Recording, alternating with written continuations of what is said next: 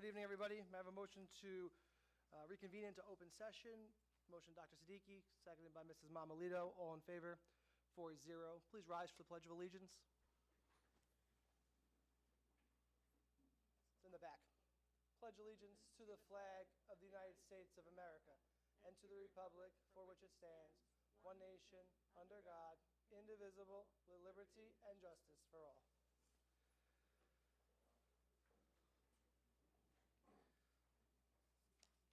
May I have a motion to approve the minutes from the previous meeting of April 13th, 2023 and April 25th, 2023? Motion, Mrs. Scarola, seconded Dr. Siddiqui. All in favor? 4-0.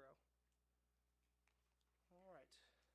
Dr. Bosser, that brings us up to the accommodations this evening. Thank you, Mr. Tomeo, and once again, thank you to the Board of Education for giving the administration the opportunity to highlight some of the wonderful achievements of our students, as we will tonight. I will, on Mrs. Weiss's behalf, apologize for her absence. She is attending the joyous occasion of her son's graduation, so she expresses her regrets, but I am certain she's watching remotely. Hello, Mrs. Weiss, and congratulations to you and your family. Tonight, I would like to call upon our Director of Physical Education, Health, and Athletics, Mr. Shanahan, to present some wonderful student athletes. Mr. Shanahan.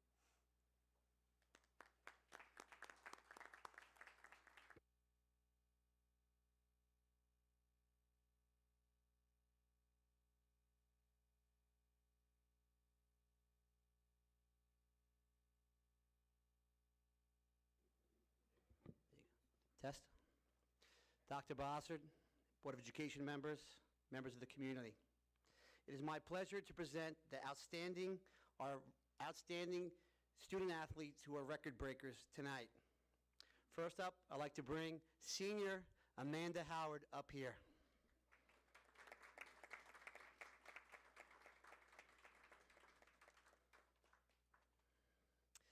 As you can tell, Amanda just came from her softball game at Hop Hog.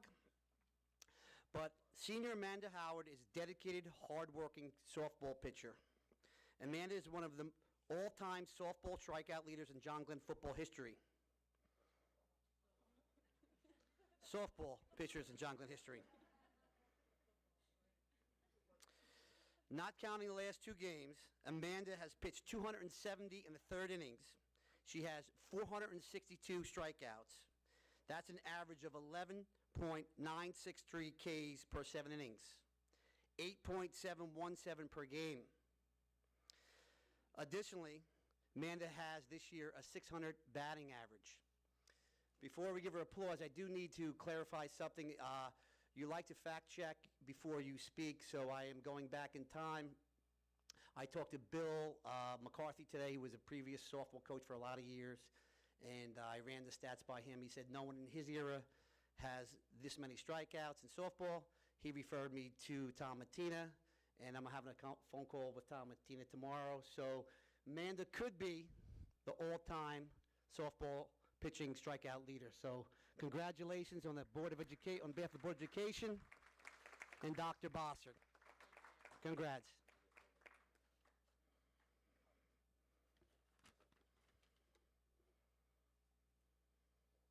Next up is sophomore Matthew Triola.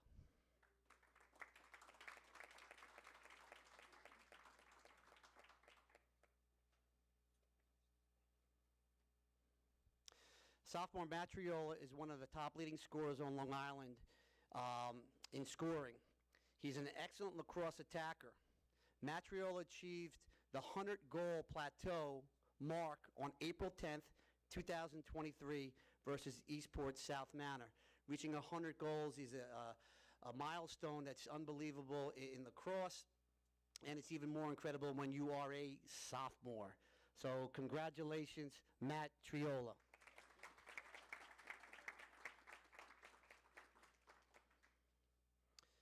Senior Ava Muley, please come up.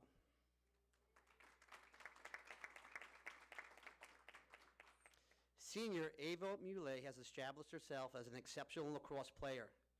Ava is well respected and leads by example on and off the field. Ava is being honored here tonight for scoring her 100th career goal on May 3rd, 2023 versus Southampton. Ava Muley, congratulations. Folks, these are our Elwood All-Stars. Congratulations.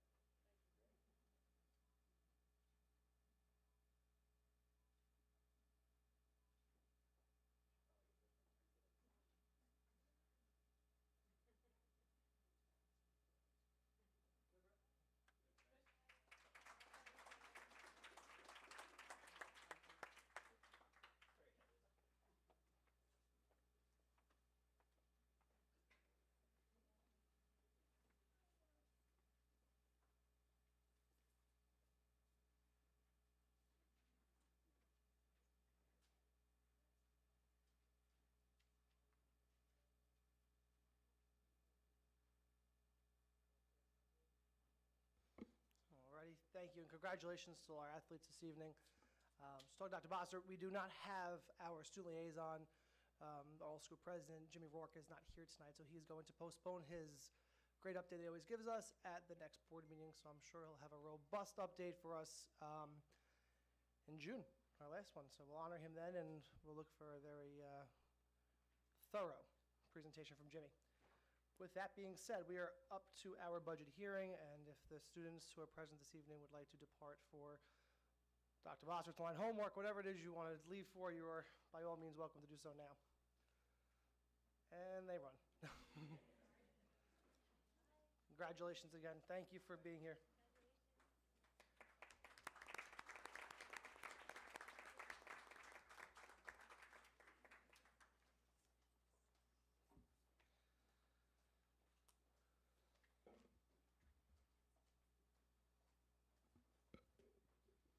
Ms. Clem, would you? Thank you. Alrighty. That brings us up to our budget hearing this evening. May I have a motion to open the budget hearing this evening? Motion, Mr. Scrolla, second, Dr. Siddiqui. All in favor? 4-0. The budget hearing is now open. Ms. Dunkel, if you would take the community and the board through your presentation, please.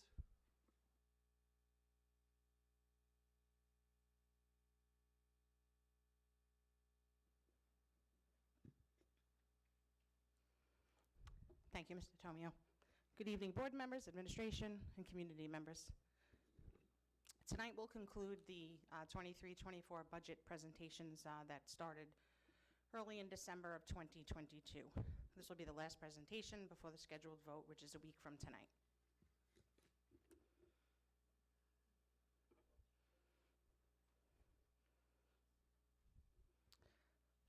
Two of the items we'll be reviewing this evening is Proposition 1, which is the general fund budget that the residents vote on each year, and Proposition 2 will be for the permission for the school district to spend $500,000 out of the capital reserve.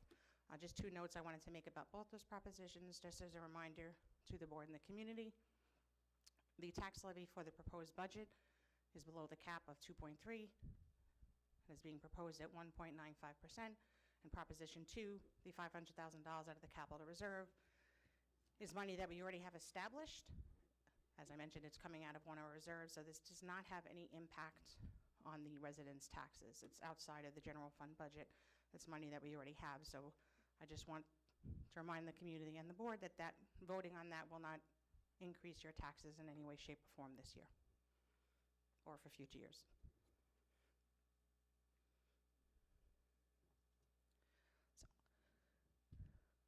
This slide and the next slide you've seen before. This is just an overview of our revenue budget.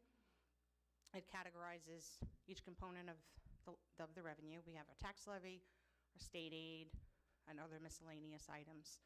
I will speak more in detail about the fund balance and reserves as we move forward. This next slide, again, is something we've seen before. It just illustrates the percentages of the revenue budget, the orange slide you'll see is the largest portion, which is coming directly from the tax levy. This next slide is new. I felt it was important to add it to the presentation this evening, and it may be difficult. I know some of it's small print, but Dr. Bass and I gave a presentation to the PTA recently to present the budget to the PTA Council. Sorry. And there were some questions that came out of that I felt we needed to address. We were able to answer the questions, but I think there's some confusion in the community, and I guess a lack of, at times there's a lack of understanding how the budget is built and where some of our revenue sources come from. So this information that's on this slide is directly from the New York State Comptroller's Office. It just lists the reason why school districts may have reserve accounts and fund balance. So having both those items, both reserves and fund balance, allows for the district to have financial stability. A reasonable level of fund balance and reserve provides a district with flexibility when unforeseen expenditures or revenue shortfalls occur. So that middle section, the black lines, and I apologize, I can't read it because I'm too far away. It essentially says, in unforeseen circumstances, due to the flexibility we have from reserves and fund balances, that we're able to take money out of reserves and fund balance in lieu of increasing taxes. So that's something we've been talking about all year, and that's where the flexibility in the tax levy comes from. Apologies. I'll just read it. In uncertain economic times, reserve funds can also provide officials with an alternate budgetary option that can help mitigate the need to cut services or to raise taxes. So again, I feel it's important that the board and the community fully understand that.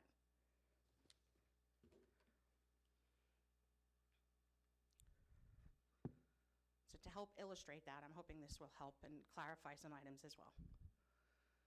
This is a snapshot of our proposed expenditure budget. It has the different categories, totaling the $73 million that we're proposing for the budget. This next chart reflects our revenue budget without our reserves and without our fund balance. And you'll see that total only comes to $69 million, thus reflecting a deficit of $3.3 million. So how do we address that $3.3 million? We have three choices. In order to maintain our programs, we have three options. One, we could have, not that we ever would, propose the tax levy to 8.4%. That would result in the district proposing a budget that would exceed the cap, or pierce the cap as we use in terminology. A second option would be to reduce programs, which could result in decreased staffing and increased class sizes. And the third option, which is the option we chose to go with this year, is to apply fund balance and reserves to the revenue budget. So by allocating both reserves and fund balance, we're able to fill that deficit of $3.3 million. So I'm hoping this illustration helps clarify some of the questions that have been coming out. Additionally, there seems to be a misconception within the community regarding our surpluses, and I just wanted to clarify, yes, at the end of each fiscal year, there are occasions where we do have surplus, but we do not have accounts where surpluses of money are sitting in. I know there's been a discussion recently regarding our medical insurance account about a surplus of roughly $1.8 million, and that doesn't exist within the budget. Whenever we have a surplus at the end of the year, we typically apply those monies back into fund balance, or we're able sometimes to replenish the reserve. So I just wanted to clarify that as well.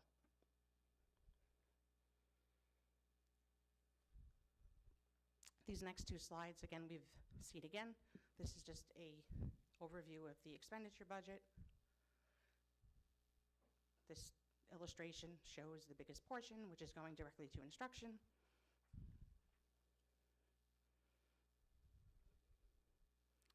And these next three slides is a detailed line-by-line budget that we're proposing for the school year. On the website, we have a more line-by-line budget detail. So this budget, this detail on these slides summarizes each particular account. I'll see like the first line says Board of Education. We have Human Resources, Security. It's just a total budget for that particular category.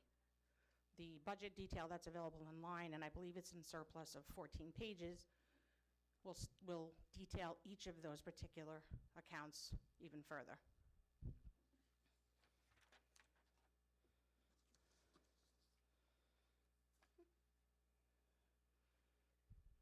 So again, this is just a detail of all of the summary accounts that we have within the school district. And you'll see at the bottom, it totals to the $73 million that we're proposing. Unknown factors with potential impact on the spending plan.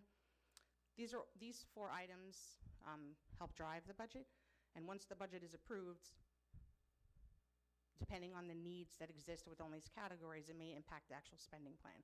It will not change the total approved budget, but when needs exceed a particular proposed budget line, that's where we often find the business office requesting budget transfers. So transportation needs are based on our current year, essentially. Year after year, we continue the similar transportation needs. They may increase, they may decrease. Same thing with special education. We may have students move into the district that eat up some of that money based on their needs.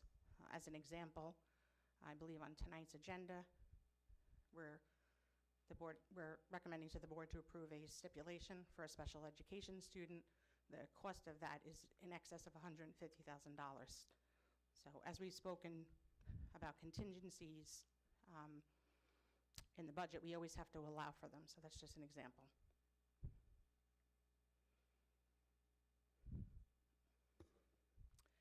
Next up, just to review the budget vote and the contingent budget. May 16th vote requires a simple majority to pass. It's 50 plus 1%, as we're below the tax cap. If the proposed budget does not meet with voter approval, the board has 3 options. They can propose the same budget, propose a revised budget, or adopt a contingent budget. If we were to go directly to contingency, we would have to make reductions totaling roughly $1 million. And as part of the contingent budget, there are guidelines we have to follow as per New York State. Some of those items are, So New York State education law prohibits expenditures with a contingent budget, and expenditures must be targeted for essential items that deal directly with program and the health and safety of students and staff. Sorry, I went backwards. So anything that's non-essential, like equipment, would be reduced from the budget. So if reductions were necessary, the administration would review the spending plan and make recommendations to the board.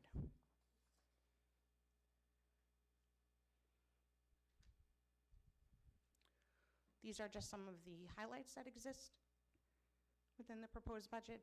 Again, tax cap is below the cap. We're able to sustain and enhance all of our current programs. We're preserving advantageous class sizes, continued expansion of technology initiatives, continued focus on post-secondary opportunities and career exploration. As everyone will see, we have some budget highlights, but you can review them yourselves with the presentation. Proposition 2. So moving on from the general fund budget, Proposition 2 that you'll see on your ballot deals directly with the capital reserve. So earlier this year, the Board of Education approved the capital reserve proposition to be placed on the ballot. And what we're asking for from the community is approval to spend $500,000 out of the capital reserve that currently exists. That reserve exists because the community approved it back in 2018. We're looking to spend $500,000, and it's all focused essentially on district-wide security. We're looking to purchase a couple of vehicles and to improve our school communication systems for both Harley and Boyd, as well as other district-wide security enhancements. And some of those enhancements have come out of discussions from our Safety Committee and our Technology Committee. So again, we're looking to have the community approve that proposition as well. And as a reminder, it will not have any impact on your taxes.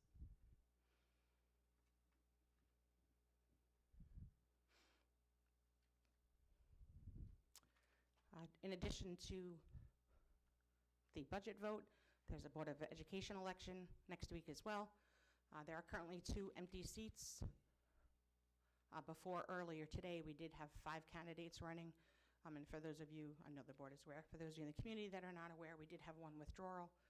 Mr. Scharfman is no longer running for the Board of Education, so you will see 4 candidates on your ballot instead of 5.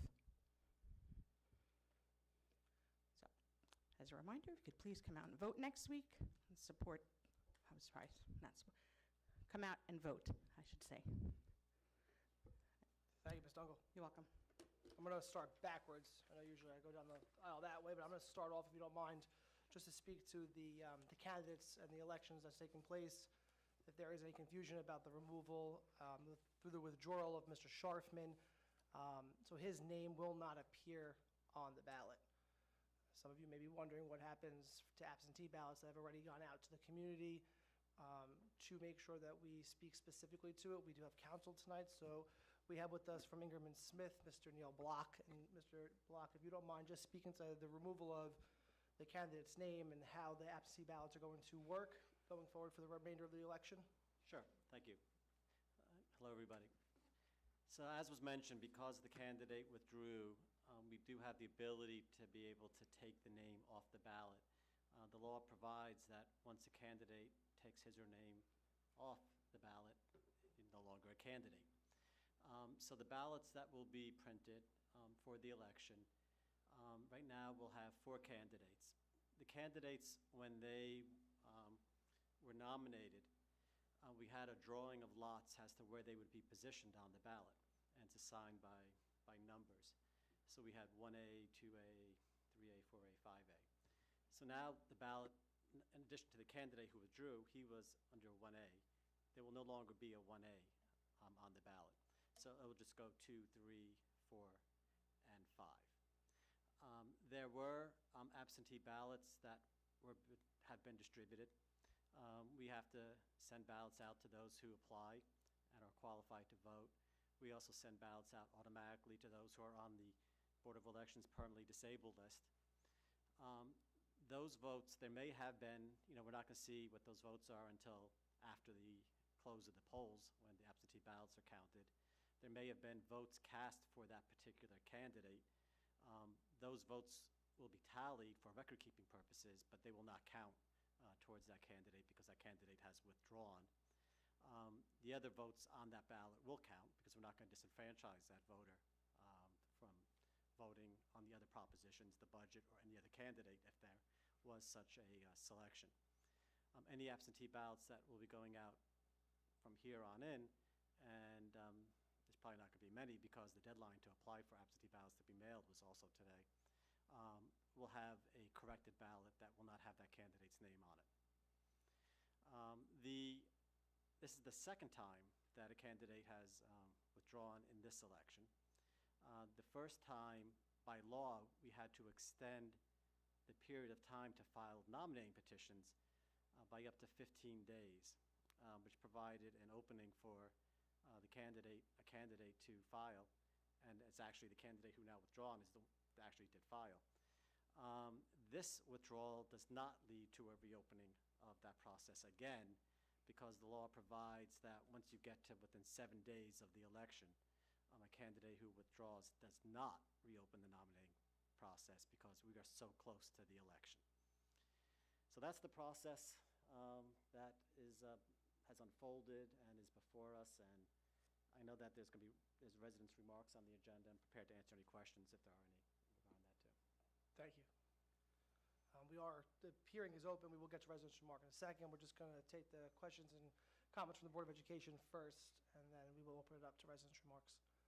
Are there any questions or comments from the Board of Education for Ms. Dunkel?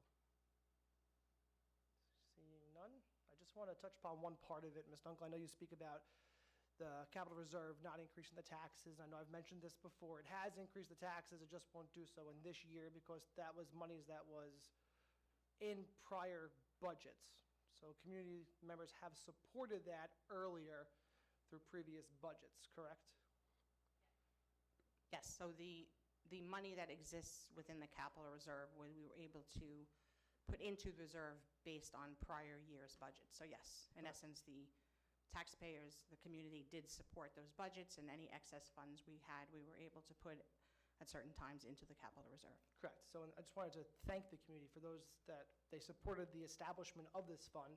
Yes. And we now have a forced savings plan for expenses that have occurred. Instead of taking $500,000 and removing it from curriculum or cutting it, cutting programs from our budget this year, we're able to utilize, if met with voter approval, the funds that we've established. So I just want to thank the community for being prudent alongside the Board of Education to bring that capital reserve forward, because now we have the opportunity to use it. But I do want to also note that it did increase our taxes at some point, which we voted on. Those budgets that were approved, those monies were there, earmarked to establish it and fund that account. So thank you on both ends of that.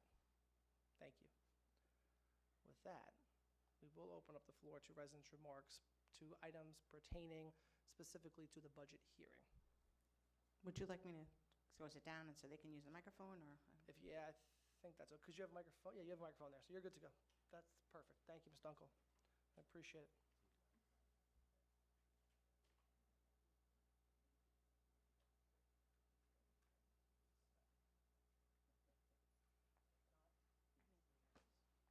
Alrighty, Ms. Marks, are you prepared to keep the clock? Thank you very much.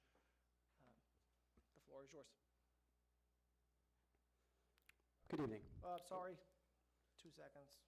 I forget, I have a blurb, even though it's the hearing. I should be able to at this point, but the Board of Education encourages all residents to attend this meeting, and this section of the agenda affords them the opportunity to speak.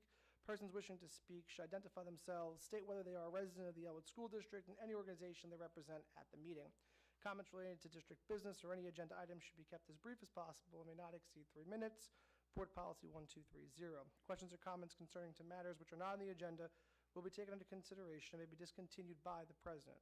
Public discussion of matters relating to staff, students, or others at which their reputation, privacy, or right to due process could in some way be violated is prohibited. That was my fast version. Sorry, Mr. Fox, for interrupting you.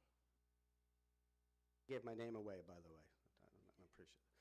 I have 3 very quick questions, and then I'll get out of your hair with this. Do I direct that to you or to Ms. Dunkel? They're budget questions. If you could, Ms. Dunkel, Okay. you'll direct them to me, but essentially I'm sure Ms. Dunkel is going to answer them. But thank you for asking. Okay. How you doing, Ms. Dunkel? What deficit or surplus did the district wind up having this past 22-23 year? Mr. Fox, just to keep the 3 minutes, if you could address all your questions first, and then Ms. Dunkel will Fair enough. respond. Okay. Thank you. We keep talking about these reserves. What is the total amount that's in the reserves? And the third question is, how much was the state aid increase from last year? I know you indicated it was 17 million, but what was the previous year's number? So I can figure out what the delta is. Okay, so, thank you for the questions. For the first question, unfortunately, I don't have the number in front of me as far as the surplus that we had from the previous school year.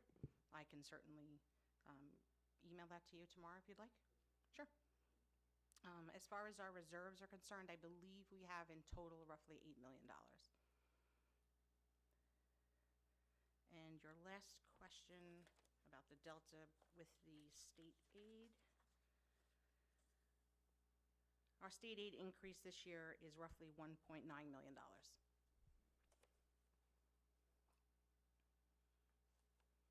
Thank you. Thank you, Mr. Fox.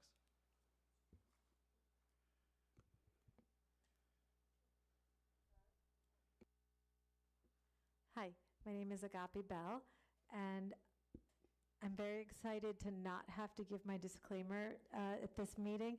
I'm excited to actually say I am here to represent the Elwood PTA units, inclusive of SEPTA. As the Elwood PTA Council President, I wanted to come and announce at this meeting that At our meeting last Wednesday, May 3rd, at our election meeting, we had the school board, not the school board, Dr. Bossert and Ms. Dunkel present to us the budget, and we voted as units, and we voted unanimously to support this year's budget, and also we voted unanimously to support Proposition 2. So I wanted to come and formally let the board know. I did email, but Dr. Bossert, but I wanted to let the Board of Ed know that as the PTA units of Elwood, we unanimously voted to support the budget that you are proposing, and also Proposition 2, and we urge all of our members to join us in supporting it next week. Thank you. Thank you, Ms. Bill.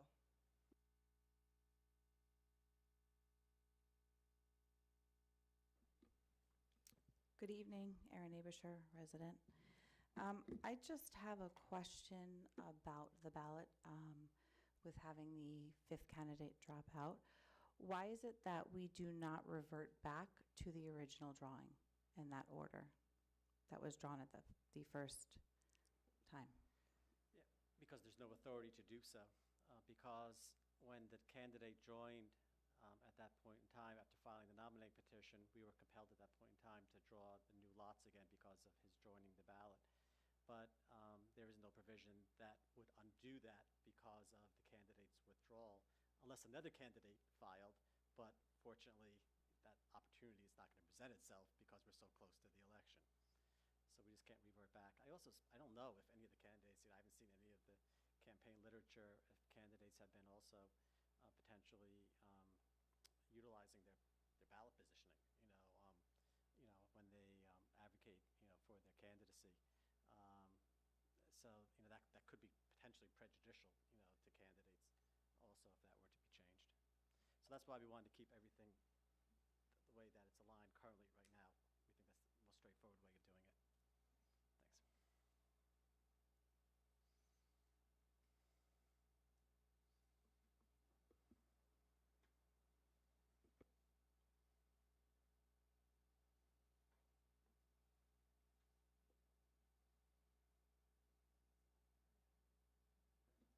Hi, Megan Drees, resident. I appreciate the line-by-line budget to budget from last year to this year. That's what was up there before, right? Is it possible for the district to provide year to year, not only budget to budget, but actual spending from year to year so that we could see what the estimated spending was and what it actually came in at, which contributes to the surplus? Yes, we can post that online to the budget page. It will not include this, obviously this year, because we haven't completed the year yet, but we can post additional years historically. Okay. Just because you mentioned it, I'm just curious about the, I guess, the settlement, and I know there's a limit by which we could speak. I just have a question. That $150,000, is that including litigation costs? So it's not a settlement, it's it's a stipulation. Okay. So it's to address a special education student's needs. So the cost of those needs are going to be in excess of $150,000. Okay. And if there were litigation, would that be included in budgets as well? Can you repeat that question? I'm not sure I understand what you're If asking. there were situations of litigation at the cost of the district, would that be included in budgets as well? We do have a line item in the budget for legal services that would probably be able to cover some of the legal expenses. Anything that would, any large number, we would really adhere to our insurance company, depending on what it was at that time. Okay, thank you.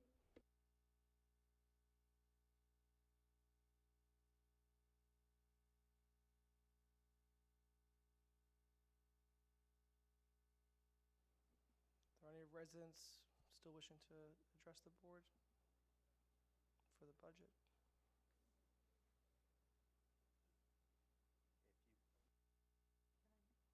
I just want to make sure there's no more not for the budget, but for later on? Thank you, appreciate that. Ms. Mum, we have a question? So, Mrs. Dunkel, Mr. Fox asked about the total amount in the reserves, and you mentioned that we have $8 million in the reserve. So is that before or after we're taking the $3.3 million to backfill so we don't have to cut programs or increase taxes? So So we have 8 million, we're taking 3.3 million from that, and then we will have 4.7 million left for scenarios just like this down the road. Right, so the $8 million is the balance that we started off this particular school year with, so it does not include any of the allocations that are in the current proposed budget. Thank you. Hold on, I'm just doing a calculation quickly, but I'll get to you in a second.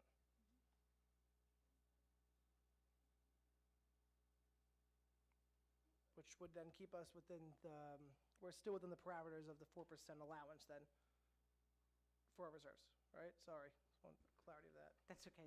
I know The fund balance is, I would say, separate from the reserves. It's a combined amount, so it's two different things. Thank you. And yes, you may. How are you? Can you hear me? Okay. Hi, everybody. I just have a question now that I heard that last part. Elena Narvez, resident. Ms. Dunkel, Ms. Mamalito just asked about the reserve is going to be down by 3.3 million. That's based on the budget that's being presented to the community that we're voting on the 16th. Is that correct, or is already done? The proposed budget has an allocation of both fund balance and reserves totaling $3.3 million. The one that we're voting on now? Correct. Okay, understood. That was my question. Thank you. If I just may add some additional clarity, because in an effort to be fully transparent with the board and community, we are hopeful at the end of this year to replenish a portion of those reserves. As Ms. Dunkel has carefully explained throughout the budget process, we don't budget to the penny. We are well within our fiscal year, but at the conclusion of the fiscal year, at some point following July, because sometimes expenses come after the conclusion of the fiscal year, Ms. Dunkel will be able to report to the board at a public meeting what fund balance remained at the end of this fiscal year and to what extent we're able to replenish the reserves. I think it is safe to assume we will not be able to replenish $3.3 million. We're hopeful to be able to replenish a portion of that to maintain the healthy fiscal rating that our district recently received. I am concerned that if we are unable to do that moving forward, the fiscal rating of our district will not reflect the high standard we currently enjoy. And Dr. Boster, Ms. Dunkel, once all year-end adjustments have been made, can the Board of Education, the community get an update on where we are as far as funding? Yes, what typically happens, I believe, is in September, if not October of each year. It takes a couple of months to really close out the books. Our auditors come in August to assist with the closeout process of the fiscal year. Sometimes we have journal entries that need to be made, things like that. So they review all of the work that took place in the business office during the year to make sure everything was done as it should be based on general municipal law. And then in October, they present the final fiscal reports for June 2023. They present that to the audit committee. Once the audit committee approves that, we make a recommendation to the Board of Education to accept the financial reports. And at that board meeting is when I do a year-end review from the previous school year. And all of the prior year's reports are currently available on our website. Thank you. I have a question. Yeah. Dr. Siddiqui, thank you. This credit rating that we're bragging about and patting ourselves on the back about, that's mostly applicable, I think, to the tax anticipation notes, which are generally very short-term borrowings that the district takes before they receive the tax payments, every 6 months tax payments. So getting a lower rate on a very short-term loan is not as beneficial as people may be saying, as we smirk. Well, I think we're, James, I'm not smirking, but I do think No, that's- I didn't say you were smirking, Oh. Mr. Tomeo. Sorry. I just think- Somebody else on the dais here is smirking. Okay, thank you. Mr. Tomeo, if I may? I was going to say that the Yeah. borrowing, some of them are short-term, and you are correct in that, but Tax We also- anticipation notes are generally short-term, less short-term. than 6 months. that's correct. And Okay? then, So it's not a whole lot of money that we're patting ourselves on the back about. but we also do have long-term borrowing that rating. That's different.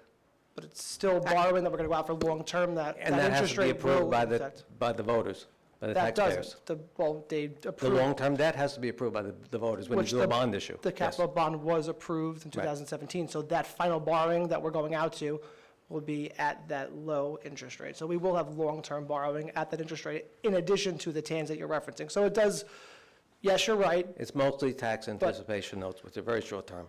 with short, That's- small that amounts was of my money. point. I take your Okay. point, thank you. Thank you. But I also I want to don't make a point appreciate that the there's. smirks either. Okay, Mr. Tomeo, may I? you may. Thank you. So, Mr. Wilson, yes? Yes, Wilson, yes. So I have to disagree with you for the most part on your statements. When we go out for TAN borrowings year after year, we're not required to obtain a Moody's rating.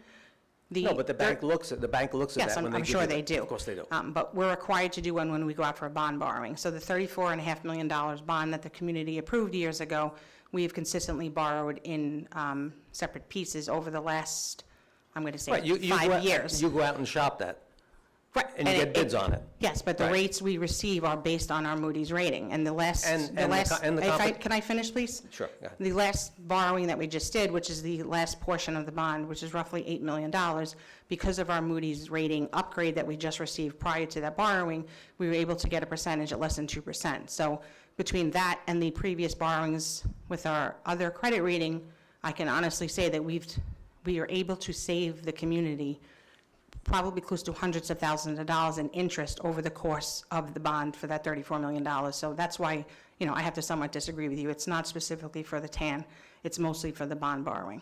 So I just wanted to say I'd that. have to disagree with you, but okay. Thank you, Okay. Mr. Wilson. Thank you.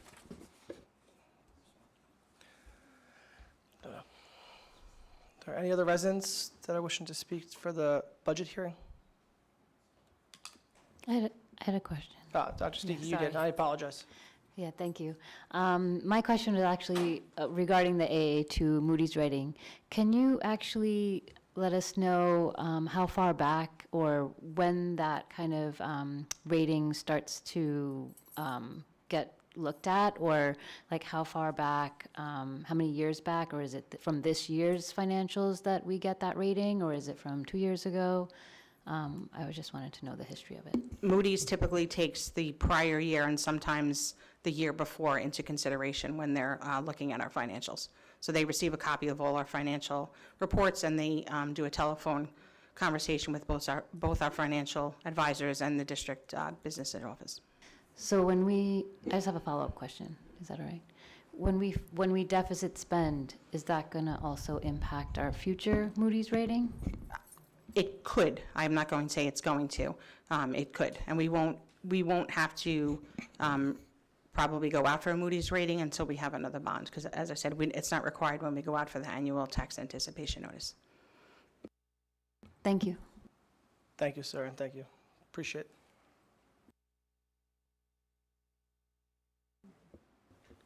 Algis Anelionis, I'm a resident. In some of the district's flyers, there was a mention of a seal of civic readiness, for which there's going to be new hiring. Could you, I may have missed that in the presentation, but could you elaborate? Sure. Dr. Bosser, I know it was in a previous presentation, but it's, or Dr. Hood, excuse me. I got 3 very capable people to answer this question for you, but we'll let Dr. Hood have a stab at it. Good. The seal of civic readiness that you speak about, there will be no additional new hiring. All of the new courses that will support it will be done internally. Oh, good to know. Thank you. You're welcome.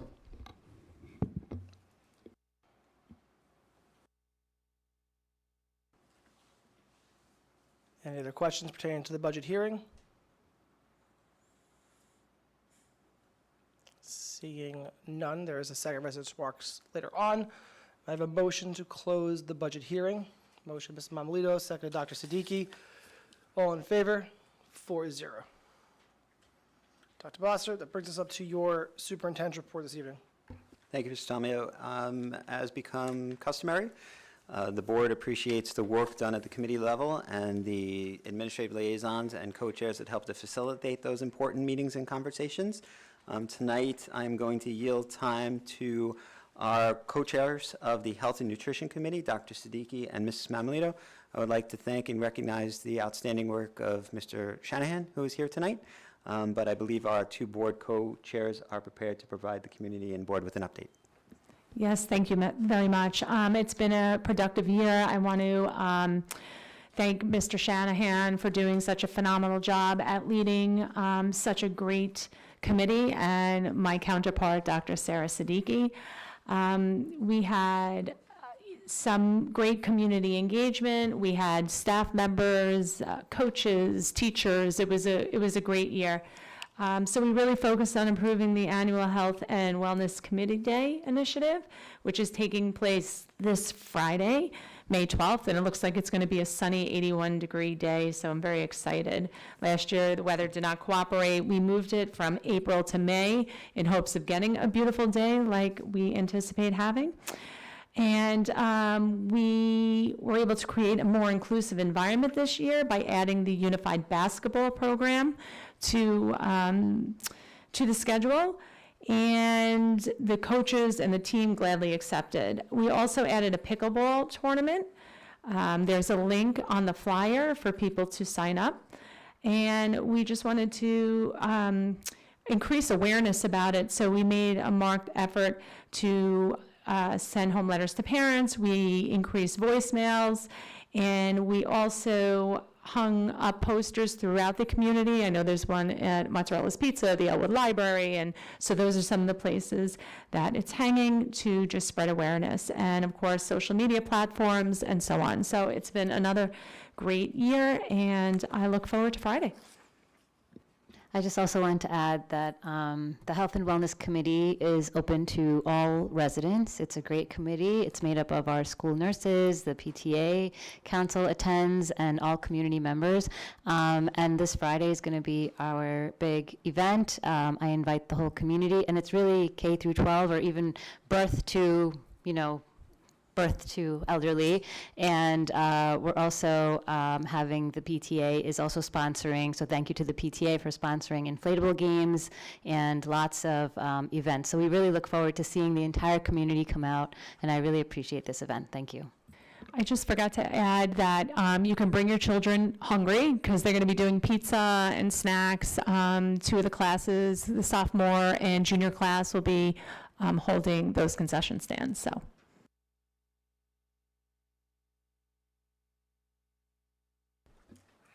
Thank you very much, Ms. Mamalé, Dr. Siddiqui, and Mr. Shanahan for all your contributions to the committee. We are very much looking forward to Friday's event. We are very encouraged by the weather forecast, which is vastly different than the conditions we had last year. So we expect wonderful things and hopefully a great turnout to remind everyone why the sky is blue. For the purposes of the remainder of Superintendent's update, I would like to take the board and community through a brief presentation that is available on our website and also in condensed format in a PDF. There's also a paper copy of the snapshot of our school district available tonight if you would like to peruse it. The Board of Education and I attended a workshop earlier this year hosted by the Suffolk County Council of School Superintendents, where we discussed the importance of making certain the board and the community understands the total makeup of the Elwood School District and each district telling their own story. It was an advocacy event that I think is tied nicely with our upcoming budget vote because it helps to tell the story of who we are, where we are, but also where we've been and where we'd like to go. So I am going to go a bit quickly through the slides in the interest of everyone's time, but I will repeat that this presentation and the data included in it is available on the website. So by the numbers, our current enrollment sits at exactly 2,034 students when we include our UPK grant-funded students and students in out-of-district placements. The combined wealth ratio of our community sits at 1.116%. For monitoring purposes, I know the board is aware that 1.0 is considered average. If a district falls below that 1.0, it's considered a district of need, and the higher above 1 a district goes, that is a reflection of wealth. So in the eyes of the state and the comptroller's office, we are just slightly above average from an economic side, but we do know there is certainly a high level of diversity of economic need and income that reside of residents that reside within our district. We currently have 251 special education students, and those students are from those receiving related services like speech, OT-PT, all the way through students who require out-of-district placements, residential settings due to their need. I am proud to say that Elwood offers the very full continuum of services for special education students to make sure we're meeting all needs of all learners. Our ELL population is currently 96 students. ELL is English Language Learners. There have been several different acronyms that have come and gone through time. The correct way to refer to students who are not English speakers is English Language Learners. So the number of economically disadvantaged students currently attending Elwood schools of that 2,034 is 439.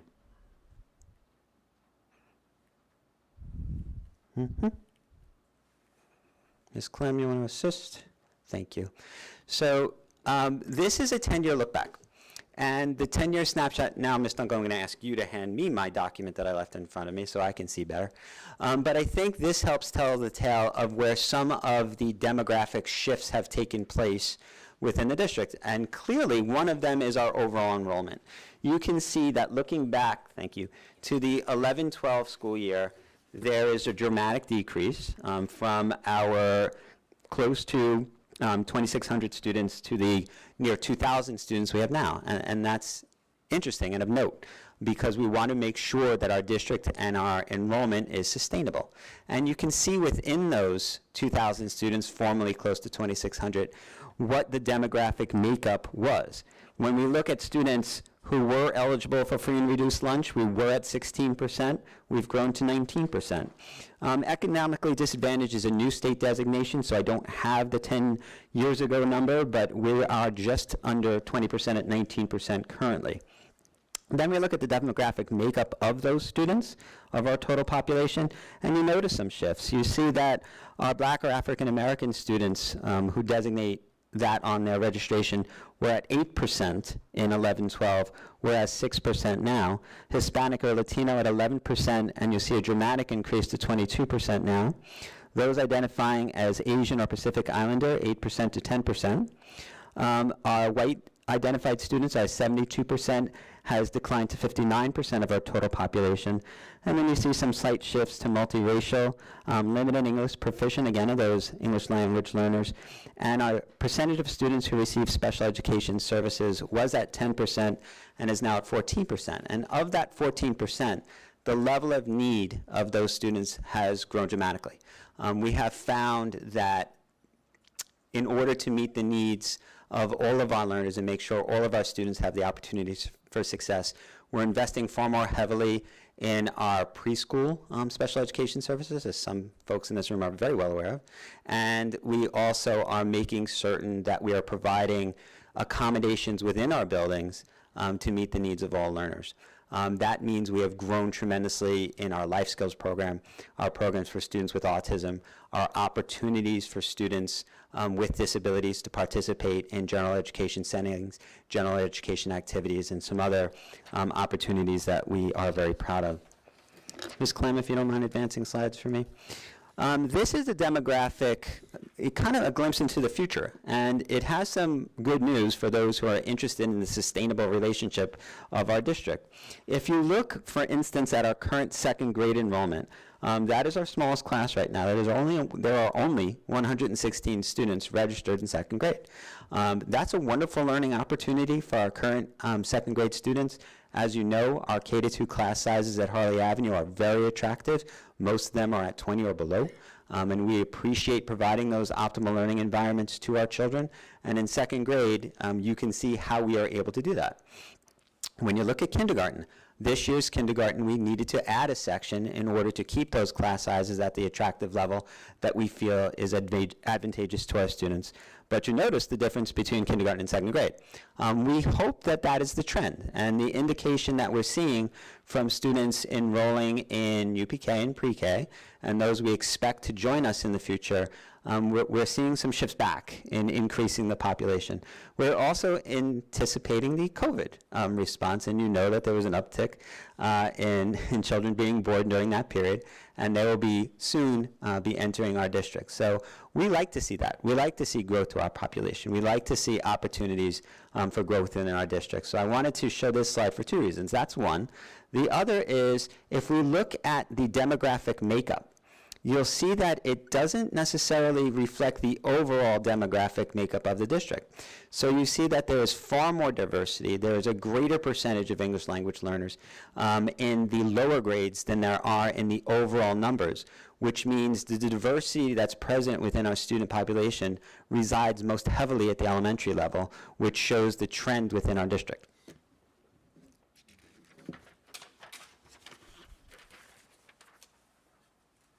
Thank you, Ariel. So some of this is just side-by-side helpful information. And again, the current year is 22-23. The state each year designates Beds Day, which is the day that we collect our demographic information, our enrollment information. So I just wanted to give you a side-by-side beds comparison, Board of Education, so you can see the enrollment, you can see our combined wealth ratio from the 12-13 year to our current year. The percentage of English language learners you see is a significant increase. The number of economically disadvantaged students has grown, and the students with disabilities, again, has grown. So it is fair to ask the question, and we've tried to address this within each of our budget conversations, of why with fewer students does it cost more to educate them? One reason is because of the escalating cost of everything we provide to our children from 10 years ago. Another is the level of need and the services our students require in order to meet with success is also changing dramatically. If we can advance, thank you. And here is just a further breakdown of some of the changes within our English language learners. Each of those percentages represents a different language spoken in the Elwood School District. And within that, we see that there is a 64% increase to our ELL population over the last 10 years. I am certain that residents have noted that the largest percentage of district communications, particularly those of legal matters, go out to the community in both English and Spanish. That is a requirement. All Suffolk County schools are required to present materials in both English and Spanish language because of the overall percentage of the population of Suffolk County reaching a certain level that requires legal materials to be printed in both languages. We look very carefully at this information, and we've invested district resources, time, and expenditures into making sure that all relevant and important documentations are available to families in their native language. So upon request, and this happens frequently, we replicate many of our district documents, forms, registration materials, and things of that nature into language spoken within the home. We contract with BOCES for translation services, and we, when the need arises for parent meetings, meetings of the Committee of Special Education, we will bring native speakers to the meeting to make sure that the needs of the family are being met. Ms. Clem, thank you. Within the economically disadvantaged population, these are a further demographic breakdown to show that it's not any one particular population within our region that is struggling financially. If we look at the percentage within the economically disadvantaged, you can see the breakdown within the slide. Thank you, Ms. Clem. What do we do with this information? These are the conversations, this is the work where a good portion of the focus of the district has been. These are some of the starting questions that we ask when we engage in goal setting, focusing, when we decide on the work that needs to be done within our curriculum, within our building level practices. What do these data inform us? What do they tell us? And what impact should it have on the governance of the district? The mission statement is a good one, and the words that I highlighted within it are each student. We have to subscribe to the philosophy, and I know the Board of Education has been extremely supportive of the very simple phrase that all means all. we need to make sure that all of our students are being provided with the resources they need to reach their own full potential. We no longer say college or career ready within our district. We say future ready because we understand that the path that each student may follow is a different one. And our job is to help students to reach their own goals. And whether that is straight to the workforce, military service, a trade, a two-year institution, a four-year institution, we want to make sure that our program provides with diverse experiences that allow our students to reach their own full potential. So we say future ready, and we appreciate that. Each year, the Board of Education endeavors over the summer to engage in retreat activities where board members have the opportunity to have lengthy and meaningful conversation about the development of goals for each year. And once the board adopts and sets these goals, usually at the September-October meeting, it drives the work within the district for the remainder of that year. And we reflect upon our achievement towards these goals at the midpoint of the year and again in the coming weeks towards the end of the school year. And this helps to shape the professional development that we offer to our students, to our faculty, the work being done in the classrooms with our students, and it helps us to measure our success or lack thereof in specific areas according to the goals that we established. Points of pride, there are many. A number of these accolades have been shared with the Board of Education in the form of student recognition. These are things we are proud of. When you visit our website and you see those revolving stories, and we thank our partners with Syntax for making sure we document the good things happening, and we have photos and we have stories to tell the good things going on. I'm not going to read to you, but I promise all of these things are very noteworthy. Ms. Clem, once again. This is information that Ms. Dunkel just reviewed, so I will just highlight the fact that the pie chart is there for a reason. It is fair to expect that the largest percentage of district expenditures go right into the hands of the students, which is why it is the most designated and largest percentage of the pie. And Ms. Dunkel really just went over this, so it's there for your perusal. But each year, one side of this slide indicates the consistent needs that will always be anticipated when it comes time to move our fiscal year forward, and then those ever-changing needs on the other side that we have to look very carefully currently. I was once asked by a resident, how do we know that we're getting what we pay for? Well, we hope that every family, every student is having a positive experience. We know that there are always areas to focus on, always areas to improve, and we truly believe that the race for excellence has no finish line. But if we're looking for benchmarks to define where we are, these are some of the notations that we feel help to define that, help to bring us confidence that we are on the right track, that we are doing what's best for students, and comparatively speaking to other schools and other districts in the region, we are performing very, very well and providing our students with wonderful opportunities. The Board of Education has charged the administration with making certain we create opportunities for community connections and engagement, and we think that's what really makes Elwood special. There is no Main Street of Elwood, there is no mayor, there is no town of Elwood. Elwood is defined by the school district. So that pride we hope residents feel and that sense of belonging that we hope our students have are really born from many of these community connections that are listed. And I'd like to personally thank the board for their service, both as members of the board and within the committees listed, but also our parent organizations. We could not do the special things that we do with our students without the wonderful volunteerism of the members of our PTAs, PTSA, SEPTA, the Booster Club, all of these wonderful organizations who have given countless hours and a good substantial amount of money to invest into making these opportunities for children. And again, some points of pride, things that we think help to designate the work that we're doing and show the level of success that we are enjoying. So once again, all of these slides are currently available on the website under Board Docs. We will post them again under latest news for ease of identification. And there is an abbreviated format currently in PDF. It's something that we like to make sure we hand out. These are things that realtors take from us. We've been told by members of the real estate agencies locally that when people move to Elwood, they move here for the schools. We're very proud of that. And these are the documents we provide to help to sell the homes that are available within our community. And we are proud that that same group of realtors has shared that they believe the distinctions that the school district has received, including the blue ribbon that adorns John Glenn High School, has increased property values close to 10% just based upon the standing of the school district.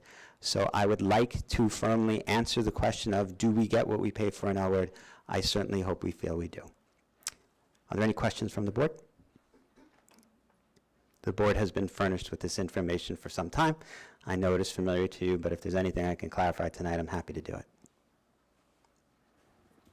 Seeing nothing, Dr. Bosser, thank you. Absolutely.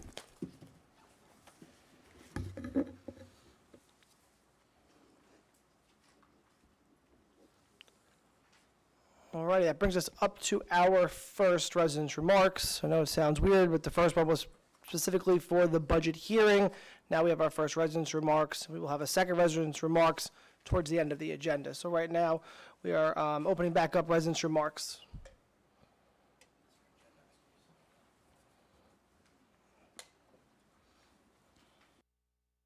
And Mr. Fox, although I know your name, could you please, everyone that does come up to the board, please address your name and whether or not you're a resident of the community as per our policy. Yes, Chris Thank you. Fox, am a resident. One of the things that I truly love about these Board of Education meetings is I typically, whether you guys believe this or not, I typically come here not to speak. I come here to listen. And things come up, and then it prompts me to ask questions. Regarding what we talked about that $3.3 million, I'm just curious, and you may not have this answer, but how does that get allocated? Are there certain things within the budget they're specifically allocated for, or does that money get allocated when you see you're running shortfalls? So none of the revenue sources are allocated to a specific expenditure on the other side. So we have our expenditure budget at $73 million. We now have the revenue for $73 million. So as we spend that money and receive revenue sources, the revenue is, if you want to call it, spent down. But to answer your question, because we're deficit spending, if we, I'll use a round number of $3 million.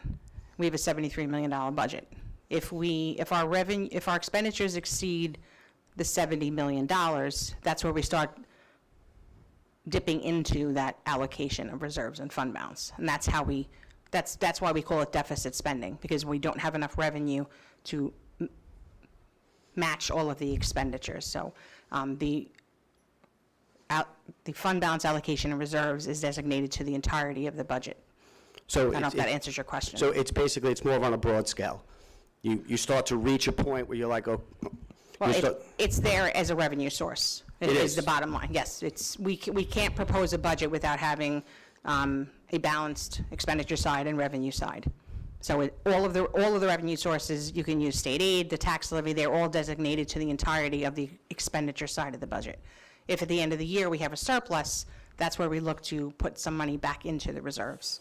Okay, so it's more or less on the back end as you're moving through the year. Is that a fair way to say it? When you reach that number, I guess that's what I'm saying. Fox, we try to just get the questions out first. I know it's hard and they're coming up.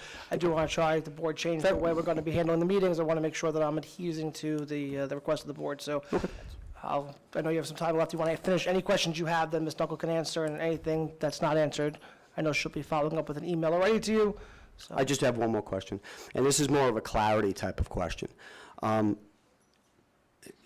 Using the term deficit spending, to me, deficit spending has always been when you don't have the money and you have to borrow it to pay. That's where it's always been my definition. You guys have the reserves. You're tapping into them to pay for something.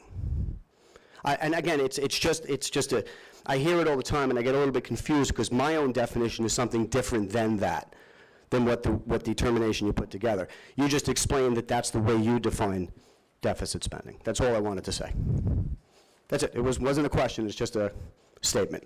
Okay. Okay. Thank you.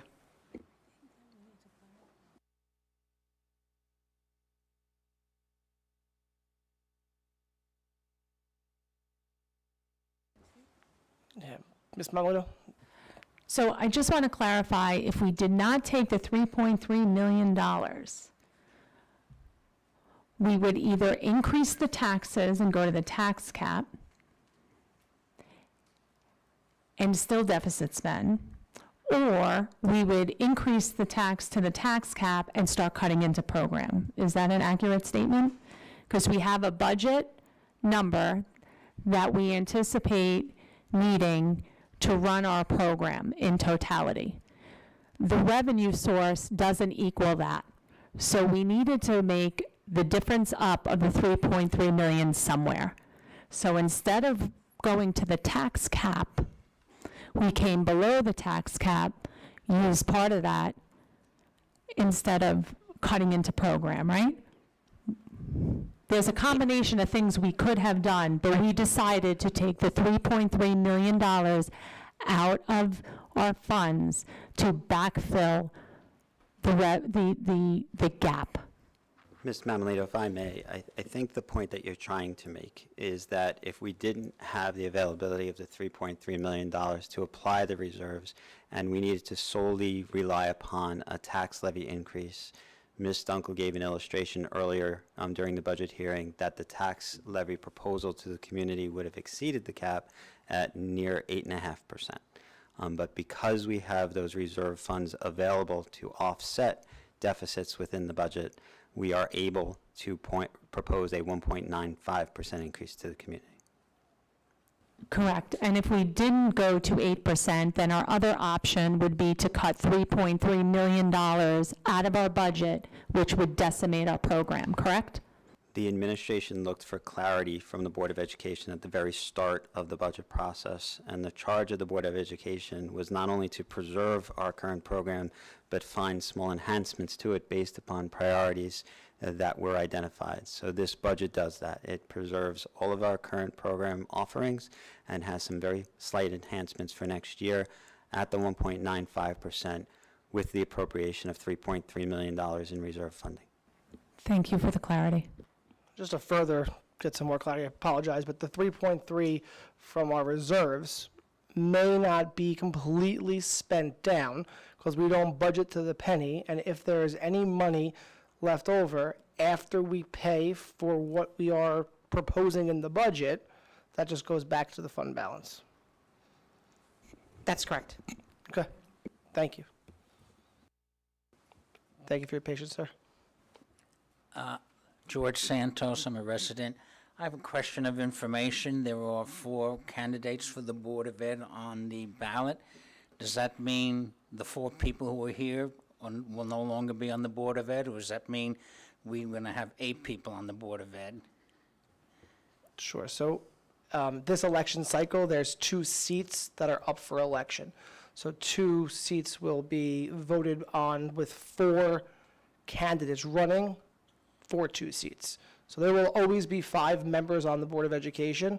In this specific election cycle, there's 2 seats up, 4 people are running for them. So 2 will win. Does that mean somebody who's sitting here now is not going to be on the board next year? That is a possibility. There would be 2 board members. We have 2 incumbents that are up this year for re-election. Okay. And there are 2, obviously, non-incumbents who are running for election. Okay, thank you. You're welcome, sir.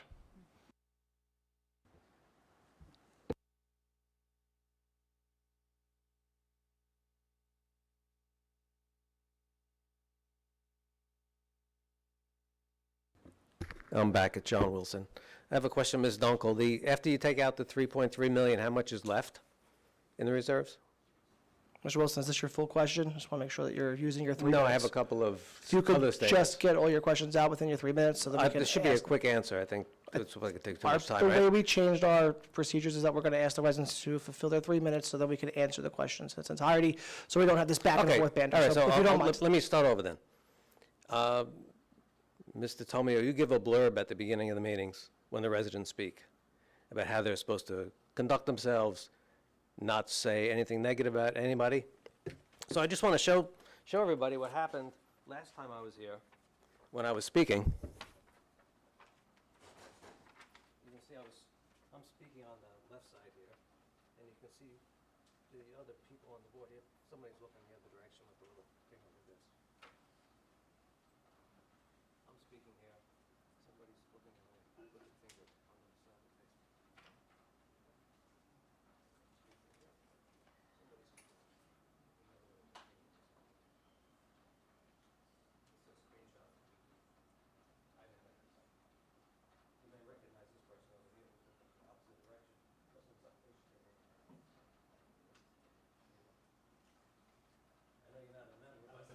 Yeah, sorry, council is on us. Mr. Wilson, this is eating into your 3 minutes, just so you know, if you do have questions. Okay, just want to make sure you know, that's fine. I just want to make sure if you have questions, they're going to get answered.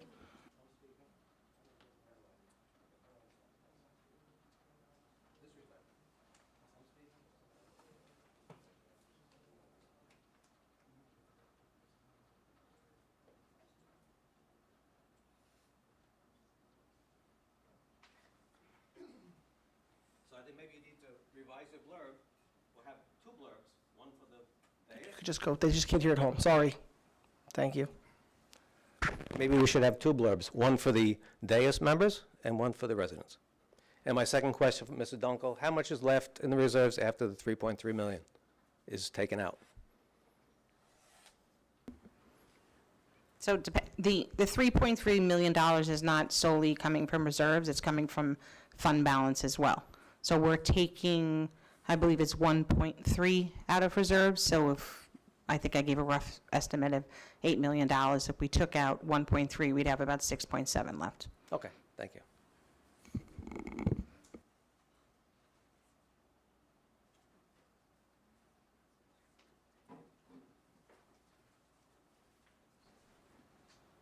Any other residents wishing to speak at the first, oops, sorry.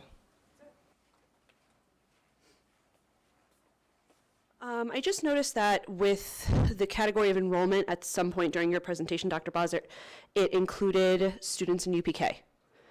Do we receive additional state aid? Are they counted in the total enrollment? The reason why I separated them in the enrollment is because we receive the money, but we pay it directly to the community-based organizations. So they are Elwood students in that the funding comes through the Elwood School District. Am I correct in saying that the Elwood School District receives state aid based on the number of enrolled students? And is that correct? And then does this increase that amount? No. No. UPK is at, I apologize. I do want to just make sure the residents are speaking, sorry. I mean, if you have all your questions out, so it's all Okay. answered, we have the 3 minutes utilized. I want to make sure it's for everybody. That, and then my second question was, what is the cost for the district for that seal of civic readiness, the total cost per year? And then does Harley and Boyd offer resource room every year? Those are the three. Thank you, I appreciate it.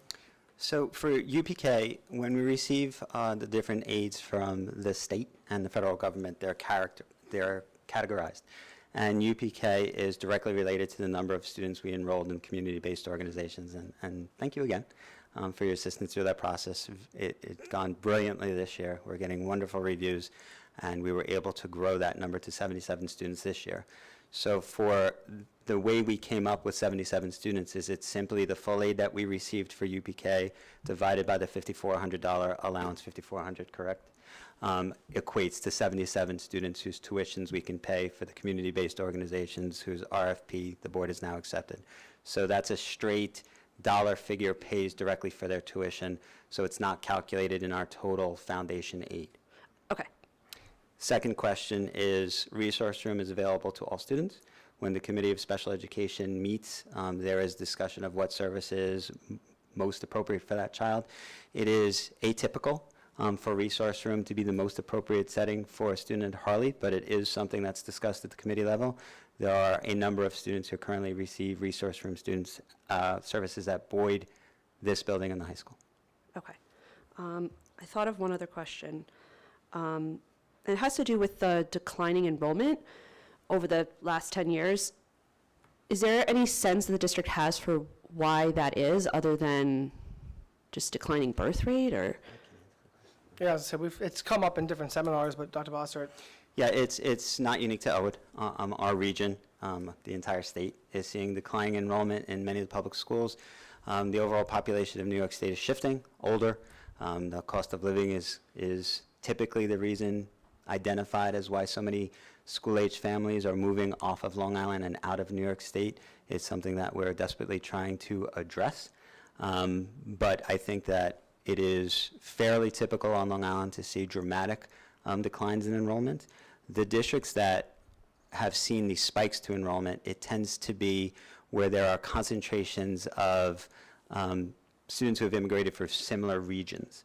So that increase to the English language learners population in Elwood is also not atypical, is very common on Long Island right now. And the districts that have seen the largest increase to their enrollment has been waves of English language learners. 2 years ago, on Labor Day weekend, the Riverhead School District had to add scores of teachers. They had a last-minute enrollment of hundreds of students, all who were English language learners, because families tend to settle in similar regions.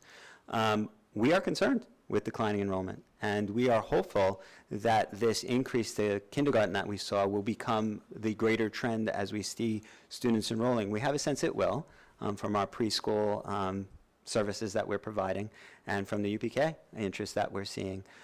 We also are aware that there are calls for new residencies to be developed within our district. The board has authorized a demographic impact study that's being done to see if certain housing developments are approved, what that would do to our school district. We're looking very carefully at that. We want to make sure if there is any dramatic change to our enrollment that we're prepared for it. I'm sorry, I thought of one more question. Is that okay? It's related. I wasn't aware that this was like a policy change. How much time is left on the clock?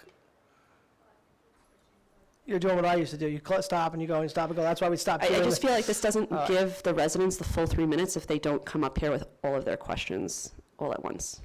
Well, we're trying to change it so that we come up, ask the question, so then you get the full answer that Dr. Bossert or anybody's answering. Doesn't eat into your time. Because we were going back and forth stopping, so that's why we changed the procedures. Okay. My last question, if the board will entertain it, is does the district keep track of enrollment as far as students leaving the district for private school or homeschooling? Yes, very much so, yeah. Okay, thank you. Thank you. Try running the meeting. It's very fun.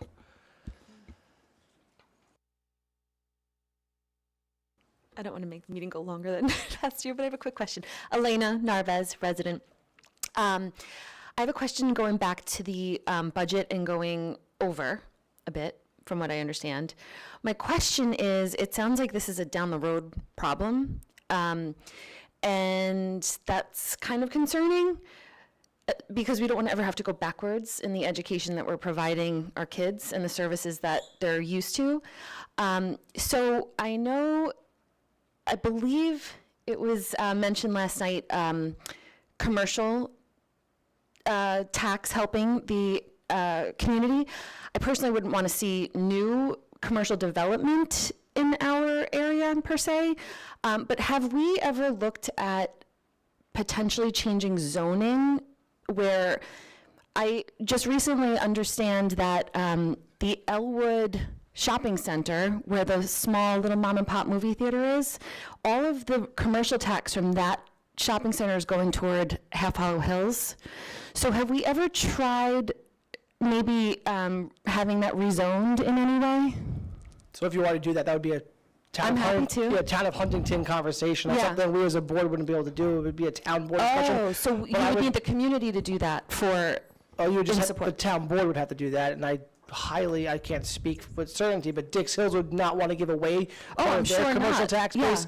So, but I'd like to fight for what should be ours. It's called the Elwood Shopping Center. that's just the name, unfortunately. But the way the lines are in the jurisdiction of the community, when you come down Daly Road, that side on the double yellow is the hillside. The other side is part of Elwood, and obviously you know the outskirts of where we are. So unfortunately, no, I understand. We are who we are, so you can't change that. I mean, you could petition the town and try and go to the county. So it would be sorry, I didn't mean to cut you off. But so this would be a conversation to have with the town of Huntington to have some rezoning where we would get commercial tax within our Elwood border, per se. You could try for sure. Yeah. All right, I mean, I'll try. Okay, thank you. Thank you.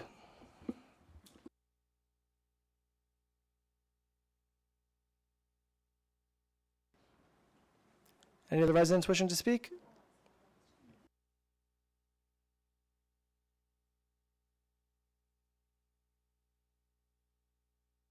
Gosh, it's a new microphone. Agape Bell, and this question is me as a resident and not for any organization that I am a part of or lead. Piggybacking on Elena's question, the Huntington Square Mall, does that tax revenue come to us?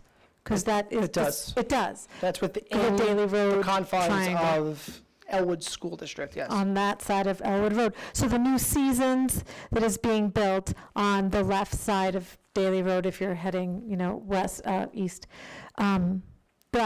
those homes would be within our school district. That is correct. Okay. Well, all right, thanks.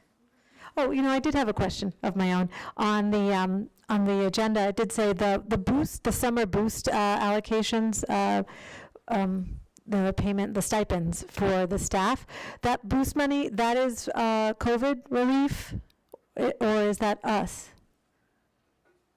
Will it be staying in the future, is my real question. You're talking about the summer boost, Agapi, I'm sorry. Yeah, the Yes, summer that boost. money is coming out of the federal grants for COVID Oh, relief. okay, so that would probably end in a couple summers if we don't have other funding for it. Yes. I see. Okay, great. And I also do want to say thank you for the Regents Review classes at the high school. I just enrolled my kids, and I think that they're really important, so I'm appreciative that that is included. Thanks.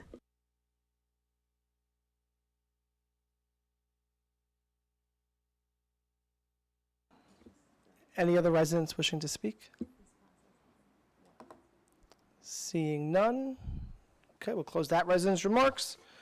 And that brings us up to donations this evening. Dr. Siddiqui.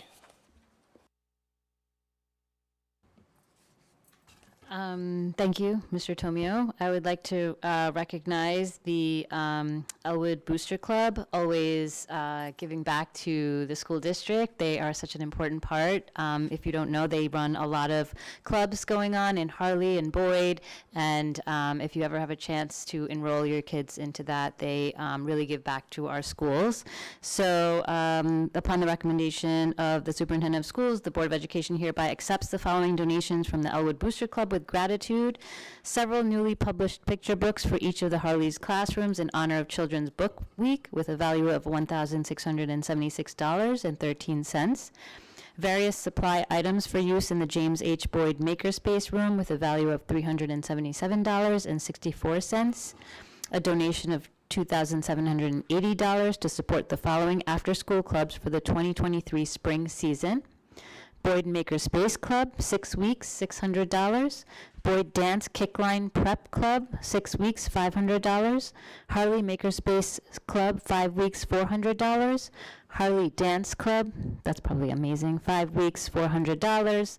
Harley Literacy Craft Club, 5 weeks, $400. And the Harley Art Club, 6 weeks, $480. And I encourage all to look at the website and see and sign up your kids for these great programs. Thank you. Thank you, Dr. Siddiqui. So be resolved that upon the recommendation of the Superintendent of Schools, the Board of Education hereby accepts the following donations that Dr. Siddiqui has spoke to. May I have a motion? Motion, Mrs. Mamalito, seconded by Dr. Siddiqui. All in favor? 4-0. And that brings us up to our consent agenda this evening. May I have a motion to approve the consent agenda? Motion, Mrs. Scarola, seconded by Mrs. Mamalito. Questions or comments? Mrs. Mamalito? I just have a comment, just for transparency purposes. I wanted to announce that my daughter, Samantha Mamalito, is on the agenda tonight. She is being appointed as a volunteer weight training coach for the high school. So I want to thank her for her volunteerism to the community, and I just wanted to just put that out there so everybody is aware. I am related to her. She is my daughter, and it is a volunteer position. Thank you. So we had a motion, we have a second. All in favor for the consent agenda, 4-0. Mr. Tomei, if I may? You may. At the next meeting of the Board of Education, the board will help to celebrate those who have served 25 years in the Elwood School District, those who are retiring from the Elwood School District, and those who have recently tenured. And based upon the approval of the Board of Education tonight, those 4 candidates listed on the agenda will be recognized for their tenure. In addition, we look forward to welcoming new members of our faculty and staff when the new school year approaches, and it is unusual that one of our new appointees is seated among us. So congratulations, Mr. Thompson. You were just unanimously approved to be the new social studies teacher at Elwood Middle School.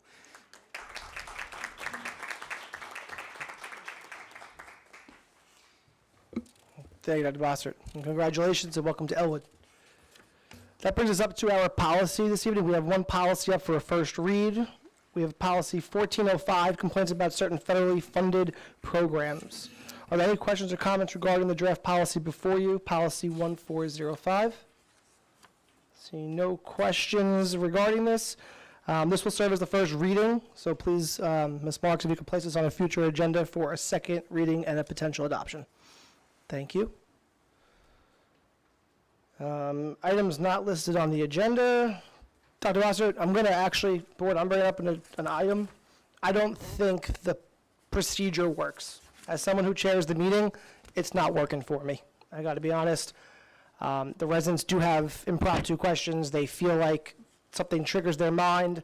I would like to ask if it's okay if we go back to starting the clock, stopping the clock, starting the clock, allowing the residents to have their 3 minutes, have the questions answered.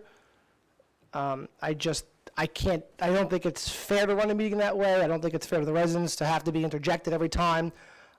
That's my point. I don't know. We've been doing it for a couple meetings, and in my opinion, it's just not working. So, any objections to going back to old practice? Otherwise, I'd ask to make an amendment to our policy and actually have language in that speaks to you must speak within your 3 minutes, because we don't have it, and it's impossible to stop residents who have thoughts that come to mind. So Ms. Marks will still do the clock, right? Yes, Ms. Marks will keep track of the clock, so there's no bias from the board, because I know there's been times where maybe I stopped the clock too soon or not fast enough, so I don't want to be in that position. And if I ever done that to you, I apologize. I promise I am just trying to run the meeting. So yes, I'm okay with Ms. Marks continuing to run the clock. Ms. Marks, are you okay? Still running the clock? That sounds like a good time, right? This is just great. Dr. Steeke? So there used to be, years ago, there was a 3-minute clock that used to be displayed in the auditorium, and there was angst amongst the community. They felt like they were trying to play beat the clock. And this is going back 12, 13 years ago, if they felt like they were getting up and they had just a run around to speak in front of the board, and it's hard enough to get up here and speak amongst your peers and the board and the community, so they took that clock away. But now we have Ms. Marks clicking away. Sorry. Yeah, I just wanted to add, thank you, Mr. Tomio. I think the reason that we changed to what we are doing currently, and I agree completely that we need to change back to where we were, because I feel like you do have questions while you're standing here, and it's fair that you should ask them as you think about them, and your questions are really always so insightful. But I think the reason why we went to that was because I think we were, like, some people got some more time and then less time, and I think people were kind of, upset that there was some unfairness to that. So I guess we should try to make sure that we're fair in counting the 3 minutes. Correct. So I would say, and board's practice, I would say that Ms. Marks keeps the clock when a question is answered by the resident or the community member or the person wishing to speak. That's when the clock is ticking, and when Dr. Bossert goes on a long-winded 3-minute, that's not eating into their time. I think that's fair, and I think that's how it's the residents' time to speak. We have this on our agenda for that reason, to listen and hear from our residents. So I think it's prudent that we give them their full 3 minutes. Any objections? All right, Ms. Marks, please note that we're going back to our practice, just having you keep track of the clock. Thank you. Now, up to another resident's remarks. Practice starts now, and it starts now. Come on, someone test us. Please, yeah, let's do it. I mean, still have to address us with your name and your residency, all that good stuff still applies. I do appreciate that you guys are making every effort to allow speech to take place. I know it's not easy. And I know, Mr. Tommy, in your position, it can be very difficult because you become the lightning rod for those type of situations. I learned that early on, and I've changed my perspective with the position that you're in. There is one other idea that I would say with this. You don't have to adopt it. It's just something I'm saying. You could have your 3 minutes, but then you can have an amended minute and a half after that. So if there's enough go back between each other, you can build in extra time with that. That just lets it flow past the 3 minutes. So in other words, if I'm up here ranting for 3 minutes and there's no conversation going back and forth, then it's the 3 minutes. But if there is going back, because it's healthy, it's very healthy to have these discussions. I mean, I'm talking to very professional people, and I get insight into what is going on. And it's helpful to not think, oh crap, I gotta get did they hit the clock? That becomes nerve-wracking. I can't imagine a pitcher standing on the mound and having to pitch within 20 seconds. It's a little ridiculous. So all I'm saying is that if there are no interruptions, just have an overflow time. It'll allow the speech to kind of just flow a little bit better. And honestly, if somebody's carrying on for 5 minutes, I'm pretty sure the people in the crowd would go, can you please sit down now?